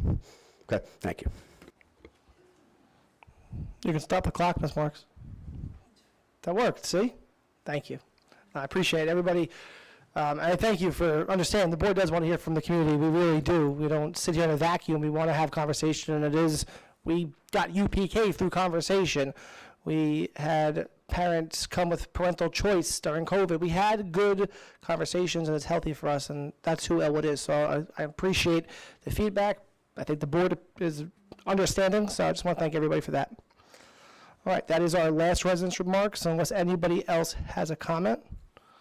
Seeing none. Seeing, oh, really? No, I'm kidding. Okay, Elena Narvez, resident. Last night, the Meet the Candidates, I watched it from home. I wasn't there to bring my energy live, but I really enjoyed it. My husband was able to watch it live also, but missed a bit. And I'm really, really disappointed that there's not a replay. I think that's really unfair to the community. So the event was from 7:30 to roughly 9, and I think it's a really big, important decision. I think it's a testament to all of you that are up here. You earned that from the community. And I think it's really unfair that people that either didn't watch during that time frame, I have friends that have little kids, it's bedtime, it's streamed live, and this is streaming live right now, and as soon as it's over, it's going to be sitting on the website and everywhere for everybody to see. And I think it's unfair, a little disingenuous, and very untransparent. I don't like that. And I think everybody deserves to see all candidates outside of social media because, Chris Fox surprised the heck out of me last night. It's just so different to see people speak live, and I think it's unfair that is not available to our residents, and I would like to know why. Well, first and foremost, I want to say you're 100% right. This is Mom Leo and I, when we got on the board, that was one of the first things we spoke about is if you can't attend a meeting, how do you know what's going on? Yeah. So we advocated for the live streaming and the recording so you can watch it at your leisure and still be apprised because families have things going on. So definitely hear you on that point. I don't think it was disingenuous. I think for clarity purposes, it is an event ran by the PTA, not the Elwood School District. So I'm not putting the onus on the PTA, but it's not a function of the school district that So it's hosted on the PTA. that. So, I'm not kicking the can to the PTA because I don't want them to feel, we're not taking punches. I'm just saying, yeah, correct. So the district, Dr. Bossert, if you want to try, I'll let Dr. Bossert try. Fields is up, and I'll just let him to have clarity, but, I don't want the PTA to think that it's kicked to them. I'm just saying that it's not a function of the board, I understand. just so you know. Okay. Yeah, it's on the Elwood YouTube channel, and then it was there, and then it just disappeared. And I'm going to give you the reason why. I'll Yeah. let Dr. Bossert answer that Thank for you. you. Yeah, of course. The short answer is we're working on it. Mrs. Bell, as the PTA Council President, contacted us today to ask for access to the recording that was done at the time. When we live stream events to our YouTube channel, the function of the channel is to record the event. We then take action to post it. In conversation, we don't feel it's appropriate to post it as a district event as we do our board meetings and district functions, but we would like to share a recording with the PTA so they can distribute it through their channels and post it where they feel is most appropriate. So the tech department will work on that tomorrow and make sure that Mrs. Bell is provided with a link or a copy or a direct access to the recording so that the PTA can distribute it as they see best fit. The 2022 Meet the Candidate event is on the Elwood YouTube channel. When I was looking for last night's today, I found last year's, so it's on there.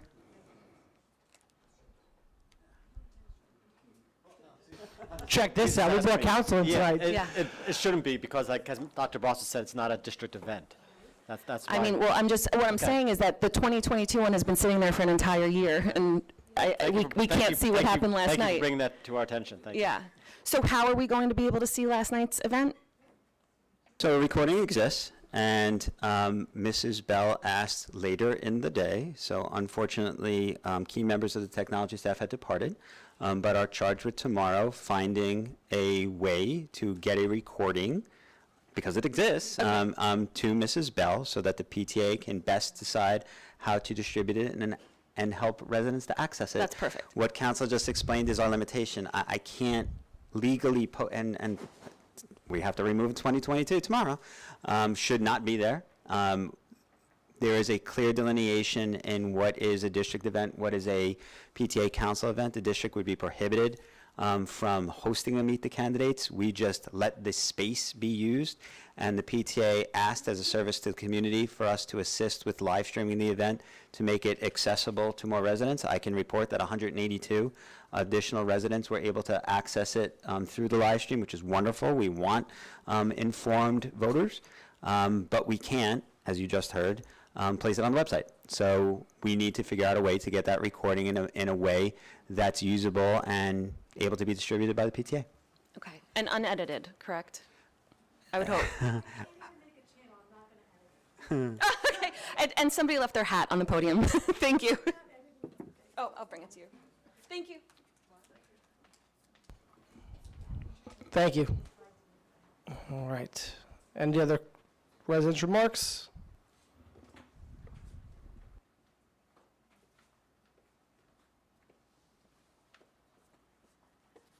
First of all, I think it's really silly that you can't post that on the Elwood School District website. But, you know, but the other thing, as a resident who knows nothing about the PTA, because I don't have kids in the school, how do I access all this information so that I can benefit from the event that occurred?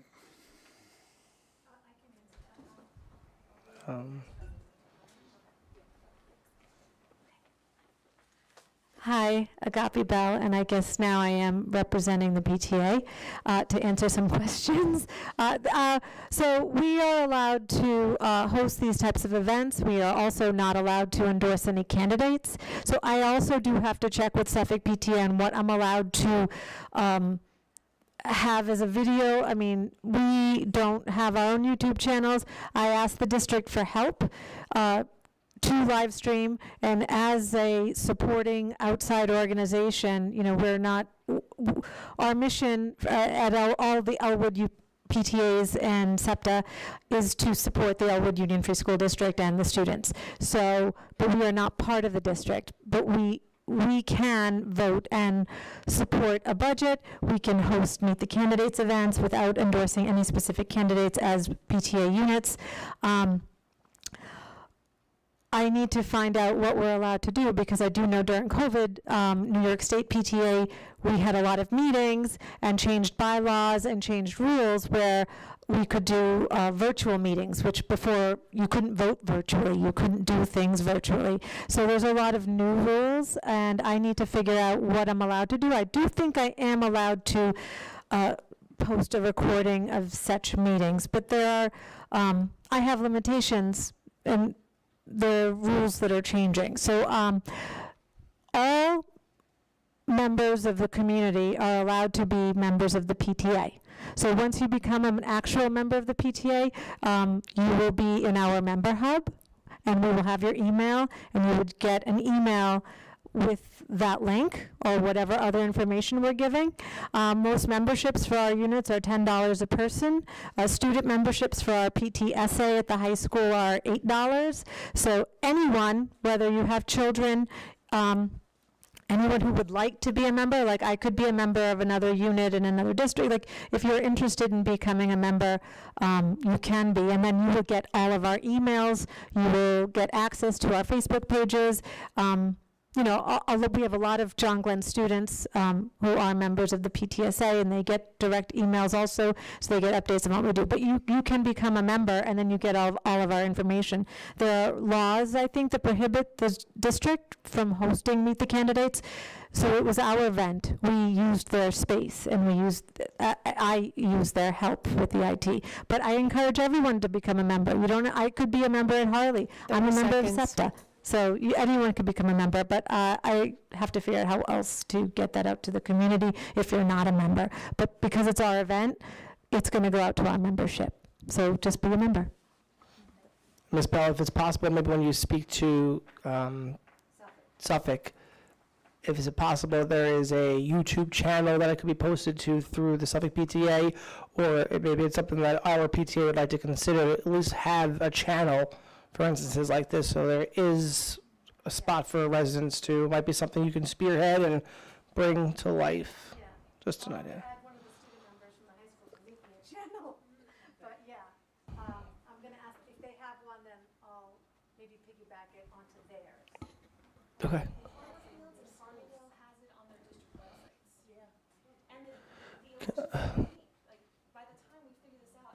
Miss, we can't, I know.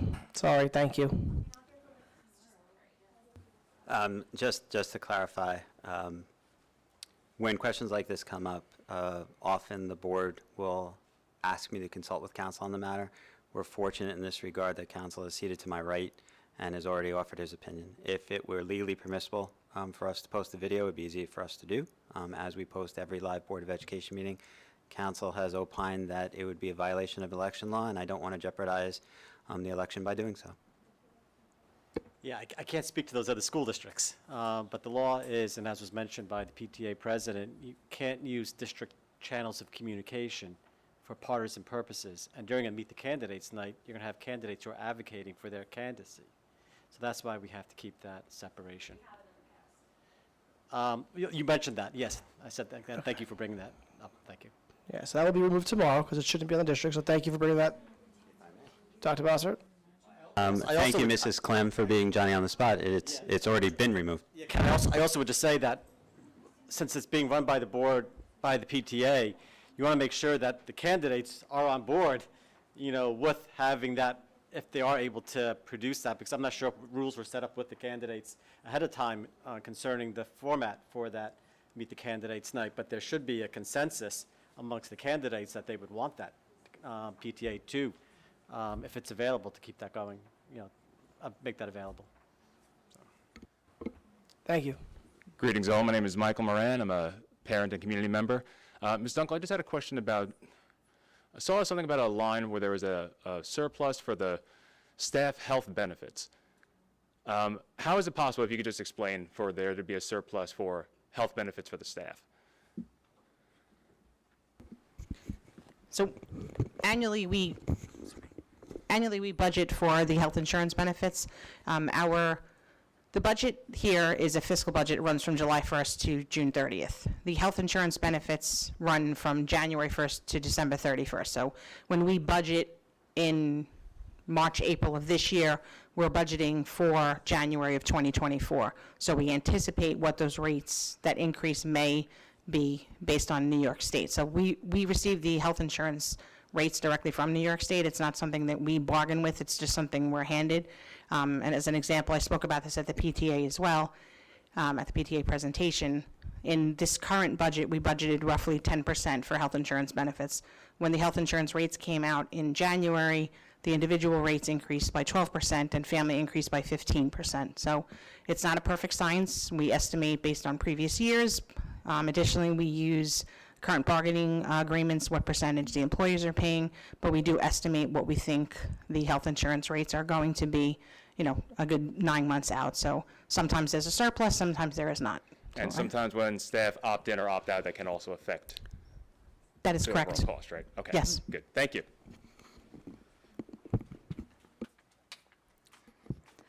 Erin Abisher, resident. I just wanted to clarify what council just said. So did you state that if the video remained up on a website or was on a website, that could lead to election interference? Is that what you said? not interference, is that we're I'm not- sorry, maybe I misunderstood. Right, and this, obviously, the old, candidates night is not going to have any impact, right? That's. Well, that's not what you're now. referring to, Yeah, but at that point in time, yeah, if I was counseled that that was asked if that was, should be able to still be able to continue to run, I would advise no. Right. So, I mean, that potentially could have affected the last round of Well, elections. Yeah, it would, it's highly unlikely that that would have impacted the outcome of the election. It's a very difficult burden, to establish that an election is. But it could have, is what you're saying. No, Because no, I'm by saying by having it up this year, you're stating it could impact the election. No, it would be something that would be considered to be an irregularity, that, we would want to make sure that, their election is not tainted at all, out of fairness for all the candidates who are running. Right. So it could have been tainted in the past is what we're really kind of getting at here. It remained up for an entire year. It was up for the entire process. You're saying that it potentially, if we were to have it up, this election could be tainted. Yeah, well, so there's potential that the last election was tainted. No, well, after the election concluded, having that video continuing to be available to voters has no impact on that last election, obviously, right? It was up the entire time, though. During the process, yeah, but you were saying have it continue to be on for this period of time does not. Okay, so let me taint the rephrase that. election, right? The reality of it being available from the date of the Meet the Candidates up to the election, it could have led to the election being tainted. Yeah, again, the Meet the Candidates Night, the purpose of Meet the Candidates Night is for the candidates to be able to express their platform. Of course. Right, so, and the candidates want to be heard, right? They Of want it course. to be distributed. So where it comes more in terms of is with respect to using the district facilities in order to be able to communicate that message. So that message is more of an informative message that the candidates are putting forth. Absolutely. But because there's the potential that there could be some advocating of positions, it's best practice for the school district not to put that video on its channel because it's not a district event. So we don't typically put district events on our channel, as Dr. Bossert explained. And that would be deviating from our practice in doing that. And also, we run into potential considerations that there may be partisan activity that could be occurring at that Meet the Candidates Night. So it would be best practice for us not to be intertwined with that because we don't want to be intertwined with campaigns. We're nonpartisan, right? So that's. I guess the point is, though, is it did happen. It did. In the last election. I'm just putting it out Apparently there. so. Okay. Apparently so. I just want to get Thank you clarity on for the explanation. And just clarity to that. So nothing illegal had taken place. It was just best practice wasn't followed in this situation. Because we don't want to be in a situation where we're using district channels of communication for potentially partisan purposes, right? So And we don't know what's going to happen at a Meet the Candidates Night because we're not running that Meet the Candidates Night, right? So that's why we want to keep that separation. Are those other school districts that have their videos posted? Yeah, I don't know why. Is that- the ones that she mentioned? We don't represent my firm. But is it illegal or is it just not best practice? No, it's illegal. There have been some commissioner decisions that look at when districts have expended district funds or district channels of communication where there've been challenges, that the district is engaging in potentially partisan activities by doing so, by providing that platform, by providing that forum. So we've always advised our clients the best practice is to not do that, so you don't put yourself into that situation. So if the election, let's say, was challenged hypothetically, I don't know if you've seen this in the past, what do you think the outcome might have been? The election would not be overturned because it was on the district YouTube. There may be a caution from the commissioner saying not to do that going forward. Okay.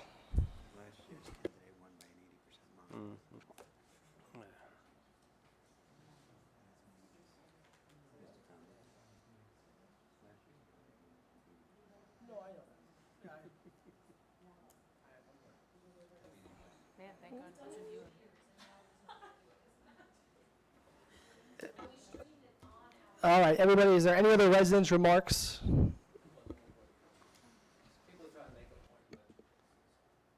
It's not coming So if you through. could just address the board name and. John Wilson, resident. No smirking either. The point is that. I wasn't smirking. No, so- I didn't say you were. Okay. No. When you are addressing me as the board president, that makes me think you think I'm smirking. I want you to know I'm not smirking. No, at that's you. okay. According to council, the district doesn't want to host the recording because that would be electioneering or might have some conflict. But the district did on their YouTube channel host the live stream. So I'm just trying to point that out. So, you know, you may be covered on one side, but you still had it live, so. The horse is out of the barn. And I think best practice is not what was been followed. I think we tried to do the right thing for the PTA and provide the forum and the opportunity for residents. So I think going forward, as I mentioned to Ms. Bell, maybe that's something that should go through the Suffolk County PTA YouTube channel. I don't know how the districts do it, but I'm sure tomorrow when you reach out, you'll be fully informed on how we can go through this.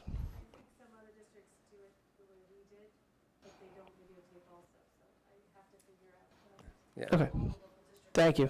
I appreciate you hosting it. I watched it at home, but then when I tried to replay it, I couldn't replay it because I missed some parts of it, so, just like everybody else. Understood. Thank you. Any other residents?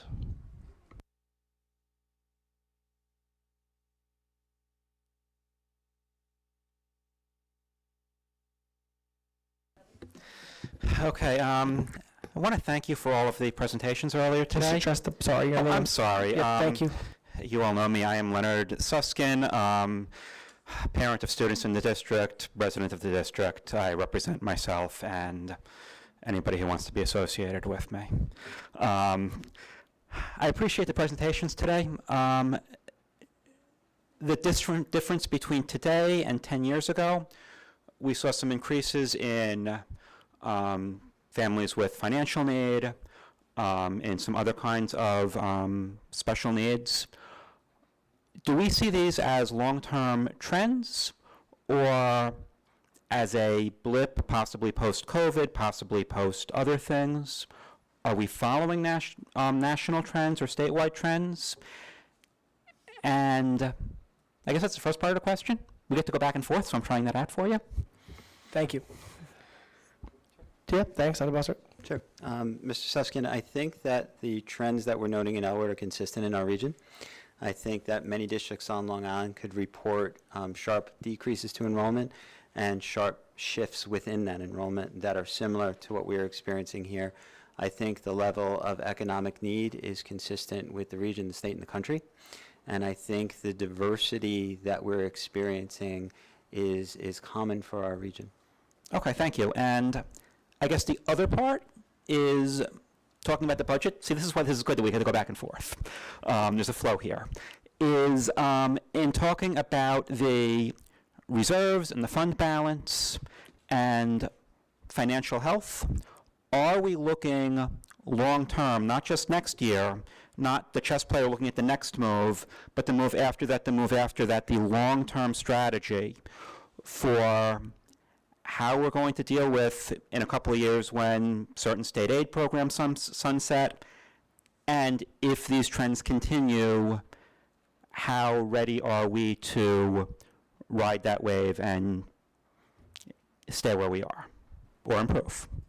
Sure. I mean, we don't always know the anticipated expenses like transportation. And Ms. Dunkel jumped in a couple of years ago. We had a transportation increase that was just unforeseen. So as much as we try to keep our finger on the pulse of the trends and what's going on around us, some of them we just are out of our control. So we always will, go through every aspect of our budget to make sure that we're watching what's going on, but we can't always predict what's going on. Health insurance costs are going up. Transportation costs, that one hit that we had was really detrimental to us. So, we're lucky that we have bargaining units within our district that know that we're within a tax cap levy.